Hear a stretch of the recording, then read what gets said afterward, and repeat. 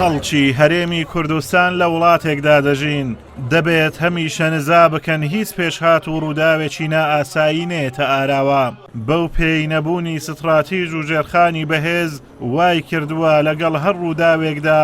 ناجێگیری بازار و ئابووری دێتە ئاراوە و کاریگەری لەسەر ژیانی هاوڵاتیان دادەنێت. لەگەڵ سەرهەڵدانی قەیرانی ڤایرۆسی کۆڕۆنا ئەگەرچی بەرپرسان دووپاتی دەکەنەوە ڕێگە بە گرانکردنی ئازوقە و خواردەمەنی سەرەکی هاوڵاتیان نادەن بەڵام لە سنووری قەزای سۆران تێبینی بەرزبوونەوەی نرخی چەندین زۆر خواردەمەنی دەکرێت فرۆشیارانیش دەڵێن هۆکارەکەی ئێمە نین بەڵکو زیادبوونی کرێی گواستنەوە و زیادکردنی گومرگام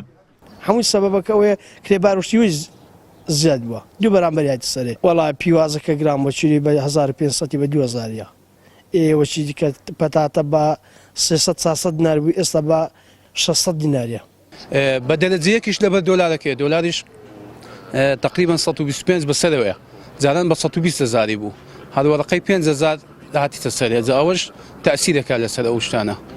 شەکر بنزیکەی 10,000 جاران بە 28,000 بوو جملەی ئێستا بە 38,000 ئادیش بە 27 و 28,000 بوو سە بە 35,000 بڕۆ لە هەموو ئەو بازرگانە گەورانەی کەوە کاری لەسەر دەکەن و ئەو ئەشایە دێنن لەوێەوە تۆ چارەسەری بۆ بدۆزەوە ئەگەر گومرگەکە نەمێنێ وباری هاوڵاتیش کەم دەبێت ئەگەر سنوورێک بۆ ئەو خەڵکە دابنێت خەڵک لە ماڵەوە دابنیشێت بێگومان خەڵکیش گلەی و گازندەی نابێ بەڵام ئەگەر لە بەرامبەردا خزمەتی بکرێ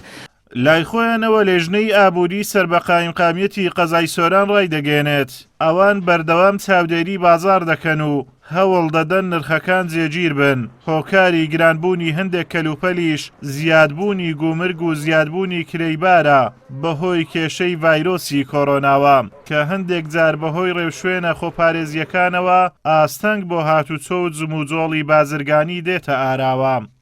دوای ئەوەی کە ئێمە لە ڕێگای لیژنی تیمەکانمان لیژنی ئابووری سۆران هەوڵدن بگەینە ئەنجامی زۆر تاو لەبارەی گرانبوونی هەر نرخی هەرێک لەو بابەتانی کە لە بازاردا خەڵک سکاڵان هەیە هیچیان خۆجێی نین ئەو بازرگانانەی بڵێم شوێن یان ئەو دوکاندارانە خەتا لەوان نیە خەتا لە باریان خەتا لەو شوێنیان لە دەرەوەیان مەسەلەن پیواز وختایەکی گوتیان گران بووە خەتا لە سۆران نەبوو خەتا لە هەرێم نەبوو دیوێرانی گرانیان کرد بوو گومرجیان خست بۆ سەر زۆری باج و گومرگ و کرەی دوکان وای کردووە لە هەندێک ناوچەی هەرێمی کوردستان نرخی شتومەکر و لە بەرزبوونەوە بکات باجی هەر گرانبوونێکیش ڕاستە و خۆ دەکەوێتە سەرشانی هاوڵاتیان کە لە حاڵەتی ئاساییشدا بەهۆی دواکەوتنی موچە و نەمانی سەرچاوی داهاتەوە باری سەرشانیان بەردەوام قورستر دەبێت.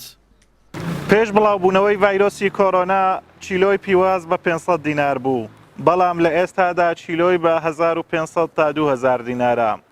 دەمامک کە دەستەی بە 2000 دینار بوو ئێستا بە 15,000 شت دەست ناکەوێت ئەم گرانکردن و قۆڕەکردنەی بازار لە پایچی و بۆچی ئازاد ئۆمەراوی کەناڵی ئاسمانی پەیام قەزای سۆران